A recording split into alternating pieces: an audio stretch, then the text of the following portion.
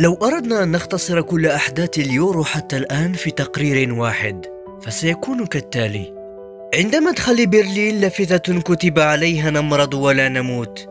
نحن الماكينات بكبرياء اللونين الأبيض والأسود.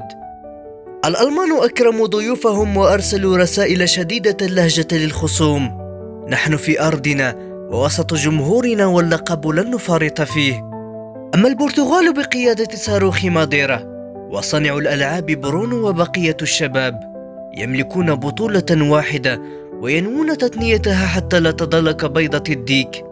وبذكرنا للديك فديوك فرنسا لم يصدروا بعد صيحتهم، ينتظرون اللحظة المناسبة للظهور. حتى دفاع إيطاليا أضاف لمسة من الدراما عندما سجل في مرماه، مشهد يعكس التغيرات الكبيرة في عالم اللعبة. أما الكروات فقد انطلقوا نحو قطر ولم يعودوا بعد. في أداء إنجلترا تجد نفسك تتساءل إن كانت تلك الأسماء التي تراها على أرض الملعب هي نفسها التي تشاهدها تتألق في الدوريات الأوروبية. أما إسبانيا فقد حافظت على بريقها ولمعت في سماء البطولة وأخفت وراء تألقها. تعاست إيطاليا.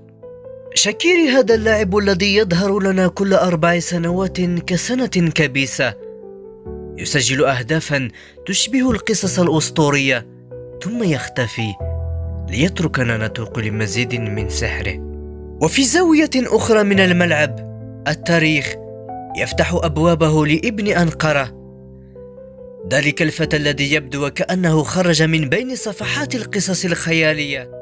ودعونا نتفق أن أجمل ما في اليورو كانتي الذي اتفق الجميع على حبه.